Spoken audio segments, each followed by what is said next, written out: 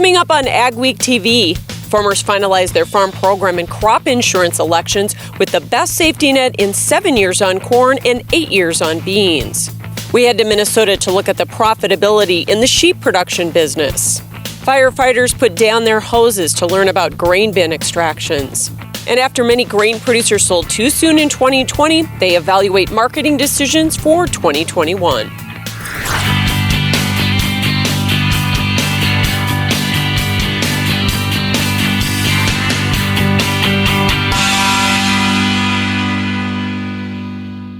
Welcome to AgweekTV. I'm Michelle Rook. Farmers have until March 15th to sign up for crop insurance and make their farm program elections for this crop season.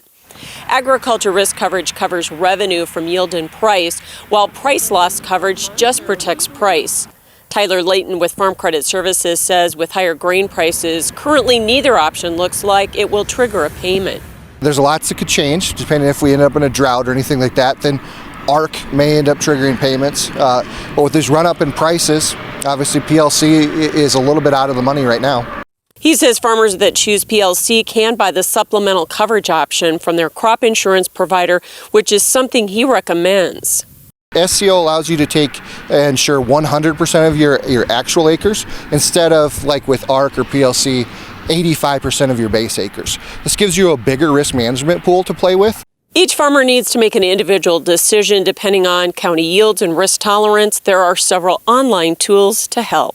Base prices for crop insurance were set in February, and prices are well above a year ago, but so is the cost for their insurance. The Risk Management Agency approved values early this week with the corn insurance guarantee at $4.58 per bushel, up 70 cents from 2020. The soybean price is at $11.87, up $2.70 from a year ago, and spring wheat averaged $6.53, which is 96 cents higher than 2020. However, with the higher guarantees, farmers will be paying higher premiums in 2021. We are looking at about a 20 to 30% increase in premiums for from last year. And a lot of that is going to be part of it's due to the price increase. A lot more of it's going to be due to the volatility. The flip side is this also locks in a higher floor or safety net for producers, especially going into a season that is already starting dry. You know, the instance for corn and for soybeans, a lot of producers will be able to lock in profits with their crop insurance this year. The crop insurance base price for corn hasn't been this high since 2014. For soybeans, this is the highest average since 2013. The grain markets have hit 7 to 8 year highs in 2021. The move started last August, and the rally came quick, catching many in the trade off guard. At the height of the pandemic last spring, grain futures hit multi-year lows with a grim outlook. So many farmers marketed at or prior to harvest. In fact, it's estimated nearly 80% of the soybeans were sold before the big rally. Soybeans put in their lows in August and climbed over $6 at their highs in February, while corn rallied nearly $2.50 when it hit its high in January. Well, most of our beans were sold off the combine this fall, so that was different. Normally we wait till the summer. We started selling our beans at $8.20, and we got all the way up to $9.50 before we had the last of them gone. And same way with corn. We don't have a kernel of anything left on the farm. Now producers are watching new crop grain futures. With new highs put in the corn and soybeans last week, they're trying to decide if they should forward price and how much to sell, especially with the looming drought. USDA is extending the sign-up for the third round of the Coronavirus Assistance Program, or CFAP-AA. Ag Secretary Tom Vilsack says they had complaints from producers that felt they were unfairly left out of the first two programs. The agency is reviewing the CFAP-AA, and when they finish, farmers will have 30 days to sign up. A bill passed through the North Dakota legislature this week that would help protect farmers from fraud when selling grain. It will give the Ag Commissioner more discretion over who gets grain merchandising licenses in the state and how much financial and other information they must provide. For elevators, it means increased financial scrutiny, particularly when applying for an initial license. For farmers, every time they enter into a deferred payment contract, elevators must offer an opportunity to purchase their own bond protection in excess of what would be covered in an indemnity fund. The bill was sparked by the Hunter-Hansen fraud in 2018. The nation's ag container shippers and 70 ag associations have sent a letter asking President Biden to intervene in the current export crisis. They say the inability to transport containers has severely injured the export of food and other ag products. The problem started due to the pandemic, especially at West Coast ports like Long Beach, California. Ports in the Pacific Northwest moving mostly ag goods from the Northwestern Corn Belt have been hurt less. We are seeing an uptick in container imports, not a full resurgence in what trade was like pre-pandemic, but it does seem that shoppers are starting to buy things again. So yes, hopefully that container shortage will be abated. There's congestion at other ports from an increase in incoming higher-valued consumer goods from Asia. Plus, COVID cut the labor force to handle shipments in a timely manner. Some Asian companies are paying large premiums to have containers shipped back empty. Other ocean carriers have refused to carry containers back to Asia to cash in on skyrocketing freight and spot rates. Coming up on AgweekTV, our livestock tour continues with a visit to a Minnesota sheep operation.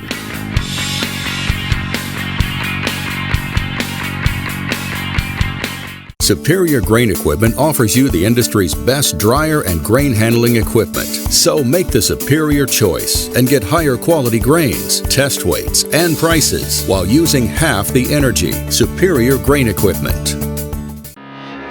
They say when the going gets tough, the tough get going. At OK Tire, we're here to keep you going. From Firestone tires and replacements to retreads and even Firestone tracks, we have you covered. Our certified Firestone experts are ready to get you back up and running, no matter if you're on site or in the field, saving you time and money. OK Tire, we keep the tough going. Giddy up, partners. It's time for the 84th Annual North Dakota Winter Show in Valley City, March 10th through the 14th. Don't miss the PRCA rodeo performances starting Friday, March 12th. And with thrilling events all weekend long, there's something for the whole family. It's the 84th Annual North Dakota Winter Show. Find our complete schedule and tickets at northdakotawintershow.com or find us on Facebook. At North Star Ag, we're more than your short-line machinery dealer. We're also full service, and we're farmers first. That means we know it's not about what's best, but what's best for your farm. Whether you're planting, growing, or harvesting, we're there for all your equipment, parts, and service needs. And we've been doing it since 2009, with the largest inventory and availability in the area. Check us out at northstar-ag.com or call us at 701-361-4790. Small or large, Superior Grain Equipment has a storage solution for you. From top to bottom, we offer the industry's best bins and warranties to protect your products and your grain storage investment. Make the superior choice today with Superior Grain Equipment. For Agweek, this is Mikkel Pates at Watertown, South Dakota. We'll look at the positive impacts that dairy can have on the community. A Minnesota couple has put a grain bin to a new use. Spoiler alert, it's not grain. This elaborate system of tubing with the downhill slope is how Maplewood State Park gathers sap to make syrup. Thanks for joining us for this week's edition of AgweekTV. Remember, for all your ag news, go to agweek.com or follow us on Facebook and Twitter as well. The Agweek Livestock Tour is sponsored by Transova and the Stockman's Livestock Exchange. Sheep production isn't as popular in the region as other species. However, this week on our Agweek Livestock Tour, Mikkel Pates takes a look at this increasingly profitable enterprise. When we first started thinking about sheep, I get these big ideas and thought maybe we'd really blow it up. Brian Frichty and his wife Kim farm in southwest Minnesota. They run cows and raise crops, and a few years ago they started shifting into sheep, in part so that their 4 kids could get more involved. They can't really go out and help a cow have a calf or even be in the same pen really when they're that small. And so we wanted something that could be a little more of a family project. So for now, they've scaled back their ambitions. Right now, the Frichties have 150 ewes. For the past 3 years, they've built new facilities for the sheep with an eye toward increasing efficiency and expanding their flock to around 200 ewes. The most recent addition is an insulated lambing barn between the two hoop barns. So we can lamb in January. Prior to this, we were only lambing in April when the weather was warmer, usually. And so it's allowed us to spread our lambing out and potentially look at getting more ewes in the future. We've actually seen a steady increase in our number of operations that we're working with. The Frichties work with Philip Berg and Ann Kolthoff, who are instructors with the Pipestone Lamb and Wool program at the Minnesota West Community and Technical College. Berg says sheep can add value to a farm. It allows individuals that are crop farmers to diversify their labor and their labor needs, and it allowed producers or individuals to utilize existing facilities to run sheep in. Efficient management plays a big role in profitability. Perhaps the biggest issue is labor. Kolthoff says milder weather earlier this winter made the work a little easier. It helped keep sheep healthier with less cost. We haven't had as many illness concerns because they've been able to keep their barns a little bit more open and ventilated. But it's been really nice because we haven't probably had to put quite as much feed into them, which helps on a profitability standpoint. In Pipestone, Minnesota, this is Mikkel Pates for Agweek. You can read more in the next Agweek magazine or at agweek.com. USDA's Ag Market Service has established a new dealer statutory trust to protect livestock sellers. The Senate passed the Securing All Livestock Equitably or SALE Act in December, which established this trust to protect livestock producers when they need to recoup outstanding costs or livestock in the event of a dealer default. The Cattle Market Transparency Act of 2021 was also introduced in the Senate this week. The legislation would restore transparency and accountability in the cattle market by establishing regional negotiated cash minimums and equipping producers with more market information to facilitate price discovery. Firefighters save lives from burning buildings on a regular basis, but the North Dakota Firefighters Association is helping local fire crews take on a new type of rescue. Tanner Robinson shows us how they're taking a dive to train in the grain. West Fargo fire crews drilled the holes and loaded a dummy into a makeshift grain bin. A tool the North Dakota Firefighters Association is providing to help firefighters across the state save more lives. Regular firefighting, we pull our hose daily, weekly. Higher risk, things like this grain bin extrication, we don't do all the time. Firefighters got harnessed up. Here you go. Merry Christmas. And made their way up the stairs to take on their rescue roles. West Fargo Training Chief Matt Berg says while this is only a simulation, the training still feels real. It is going to be noisy, there's going to be augers running, and there's going to be trucks running, tractors running on the outside to try to move the grain away from the grain bin. As crews move the grain around and set up barriers around the wooden body, got his shoulder. Berg was reminded of his own experience with a grain bin accident 1 year before coming to West Fargo. I was part of one in Ramsey County, a fatality. I'm not totally sure of the circumstance that happened, but we ended up having to cut holes in the side. With that real-life experience under his belt, Berg hopes the rest of the crew learns the same knowledge in hopes of preventing a tragedy. Farmers are in their bins all the time, so training like this, we need to take advantage of it as much as we can. Berg says there have been 5 deaths from grain bin accidents within the last year in North Dakota, including one in Jamestown earlier this month. Ahead on AgweekTV, we'll tell you about an opportunity for soybean growers to affect their industry on a national level. And later, how a farmer healthcare partnership is making some people healthier.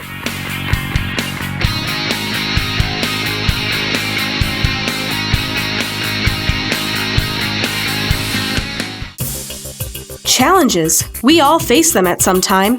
But it seems that ag has seen its fair share over the past few years. Has your farming operation been able to stand the challenges? If not, maybe it's time to talk to the risk management specialist at Martinson Ag. We can help you make the sound decisions to help your operation weather the storm. Martinson Ag, your one-stop shop for crop insurance, livestock insurance, and marketing. We are here to take your operation to the next level. When the water's high and your yields are low, 'cause your field place for water to flow. Just one call takes care of it all. Call on Field Drainage Incorporated. Call on Field Drainage Incorporated. Call on Field Drainage. The experts in the field. Salty soils? Meet Calcine, one of the quickest and most effective way to fix salty soils. It's natural, it's easy to use, and most importantly, it works. On sodic soils, on saline soils, on all soils. Put calcium to work leaching salt below the root zone and out of your field, resulting in less compaction, better irrigation, improved health, and lots of these guys for your soil. And higher quality forage, greater yields, and lower bottom line production costs for you. With more than 20 years of use in the industry and a proven track record of bringing life back to challenging soils, you can trust Calcine to ensure your fields are their most productive. Calcine, let's create healthier soils. To learn more about how Calcine can improve the productivity of your fields, contact Jim Erickson or visit calcine.us.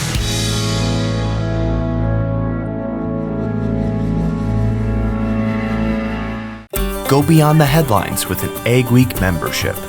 Get in-depth agribusiness reporting, original farm and ranch stories, and fact-based research for the most comprehensive ag news in the upper Midwest. Experienced ag journalists bring you exclusive ag news, insights, and policy updates you won't find anywhere else. Become a member today and get unlimited access to Agweek and AgweekTV. Temperatures were back above normal this week, but unfortunately, we're staying dry. How concerned should we be? Here's John with our agri-weather outlook. Weather portion of AgweekTV, spring beginning to get going across the area. We've gotten at least some very warm temperatures into the northern plains, but is it a fall spring? Very likely in early March. Usually the first warm weather, oftentimes the first warm weather, particularly if it comes quite early, is followed by some type of stormy weather. We'll take a look at that in just a minute. Longer range as we look ahead to spring planting and the beginning of spring tillage across the upper Midwest, northern Great Plains, Corn Belt, etc. I expect that some parts will end up being a little too wet this year and some parts too dry. We'll take a look at that too coming up in just a minute. Let's focus first of all, jet stream pattern this and at the initial start of this over the weekend and into the early part of the week, we're looking at a big ridge of high pressure, and underneath that will come northward some very warm air. We may get some 60s and 70s into South Dakota and a lot of 50s and 60s into North Dakota. Just a very mild weather pattern. Won't last that long though. The jet stream will crash, the ridge moves east, loses some of its punch, and we'll see some colder weather dropping back in. This transition will likely lead to some type of a midweek storm system, and depending on the progress of that cold front, could be rain or snow in your location. Could be a lot, could be a little. I don't expect this to be a huge volume of precipitation, but probably significant for at least some parts. If you want warm weather, the south, the southern Corn Belt will be building up underneath this ridge. The north will likely go back below freezing and stay that way for most of this week, but that's just a week.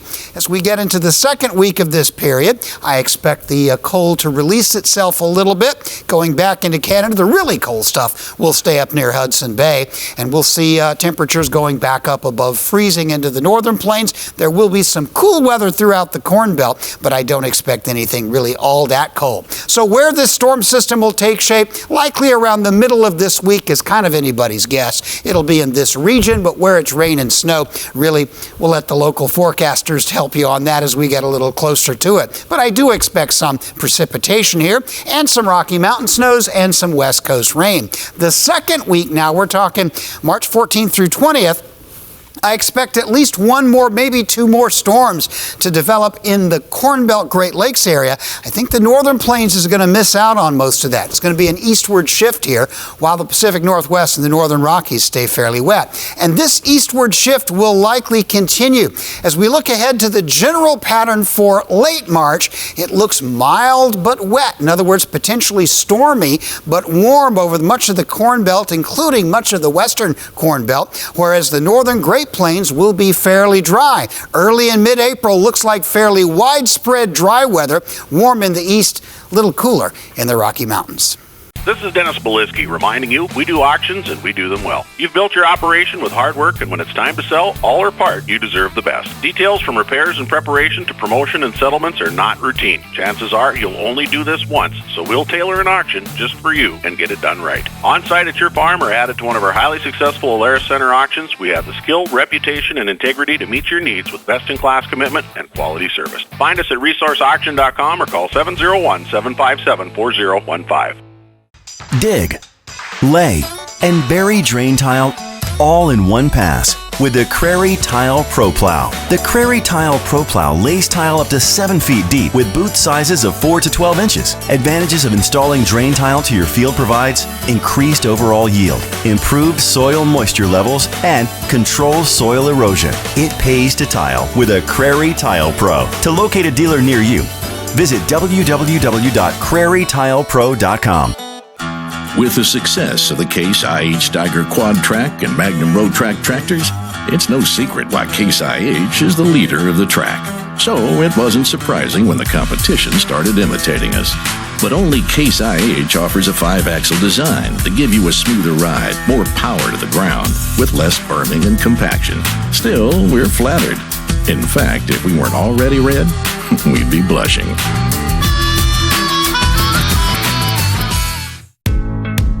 Schedule an uptime inspection for your equipment with the Case IH service professionals at your local Titan Machinery.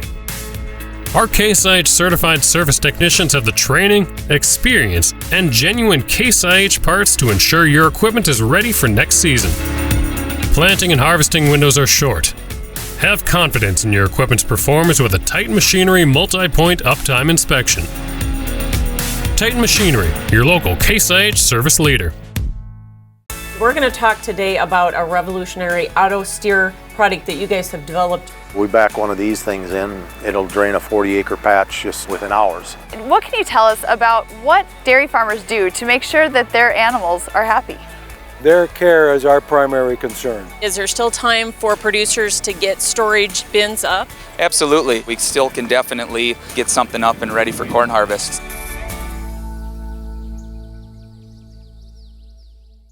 AgweekTV Soy Insight, brought to you by the North Dakota Soybean Council. North Dakota soybean producers are encouraged to apply for a seat on the United Soybean Board. North Dakota has 4 farmer leaders that serve on the 78-member national board, and there is one available position open right now. The 4th seat was added in 2019 because of increased soybean production. USB oversees the investment of the soybean checkoff to maximize profit opportunities for all soybean farmers. The executive director of the North Dakota Soybean Council says serving as USB director is a great opportunity to get involved with the industry on a national level and make decisions on programs like research and market development. Being part of the United Soybean Board and representing North Dakota to that board is really a tremendous opportunity to meet other farmers from all around the U.S., but also to work on big picture things that are impacting the soybean industry at a national level and also at the international level. To be considered, growers must fill out a nomination form and agreement to serve statement and submit both to the North Dakota Soybean Council office by Friday, March 19th. The Hmong American Farmers Association CSA program has seen explosive growth in the past year. The group is based 20 miles south of St. Paul, Minnesota, and serves the Twin Cities area. They've gone from 100 members 8 years ago to 1,000 last year. Executive Director Jansen Hang says he thinks much of the growth is due to the pandemic, and they're working to keep it going strong. He says their Veggie RX program is becoming very popular. Since 2016, HAFA has partnered with Health East to offer CSA boxes to patients for free. After one season, patients with diabetes saw a big improvement in their health. Their A1C level, their marker, has significantly dropped, right? There's a correlation that eating healthy controls, or builds a more healthier environment, healthier body overall. Products for the CSA are grown by more than 100 Hmong farmers on 155 acres in Dakota County that the organization operates. Still ahead on AgweekTV, it's winter showtime again, and we'll tell you why they expect it to be a big one.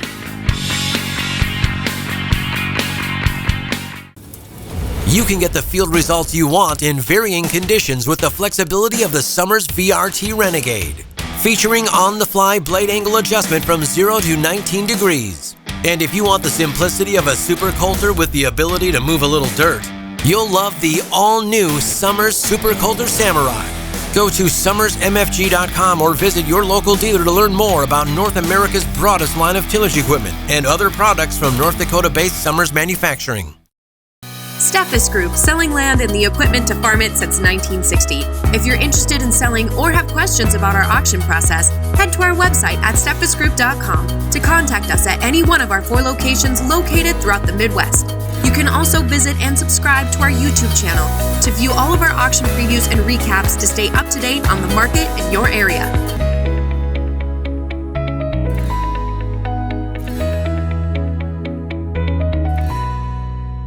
Growing up as a kid, Gateway was always the grain bin building and the grain handling people that were out in our area. One of the reasons we chose to go with Gateway was they're the leader in the industry and they are the #1 Brock dealer in the United States. We've really liked the Brock design and some of the designs that Gateway has come up with throughout the years. My best advice would be to just put your trust in them and let them come up with the design that's going to fit your needs.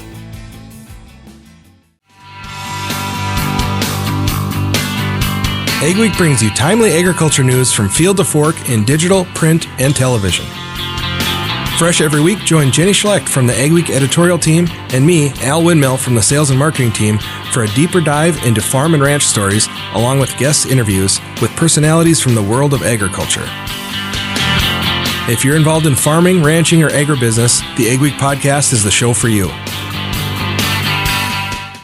Every year, 40% of all food in the U.S. never gets eaten. 40%. That's almost half the food we produce. Food waste is a serious problem. It impacts all of us. And it's expensive. Your family is throwing $1,500 a year in the trash. We're working hard to put food waste on the chopping block. And you can do the same at home. Learn how to cook it, store it, and share it. Just don't waste it. Go to SaveTheFood.com.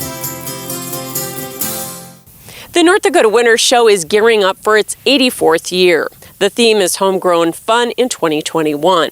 Activities include a cattle show, rodeo, and tractor pull. The show's manager says there's even more enthusiasm than usual, with so many activities canceled over the past year. Yes, everybody from the vendors. We have a lot of vendors this year, a lot of new vendors. They're happy to have a place. The cattle people are, the rodeo people. Our rodeo numbers, our contestants, it is insane. We are going to have rough stock in our Slack. That is absolutely unheard of. The show runs March 10th through the 14th at the Winter Show Building in Valley City. Join us for the 39th Annual Agweek Farm Show, March 23rd and 24th during National Ag Week. The event will be held virtually at agweek.com. Visit vendor booths and take in great educational events like a market roundtable, ag policy debate, a soil health panel, ways to combat high feed costs, ag contract protections, and specialty crop production. I'll be hosting the discussions and invite you to submit questions ahead of time. We'll also have several prize giveaways. Learn more at agweek.com/virtual show. Thanks for watching this week's edition of Agweek TV. Remember, for all your ag news, go to agweek.com. You can also follow us on Facebook and Twitter. Have yourself a great and safe week.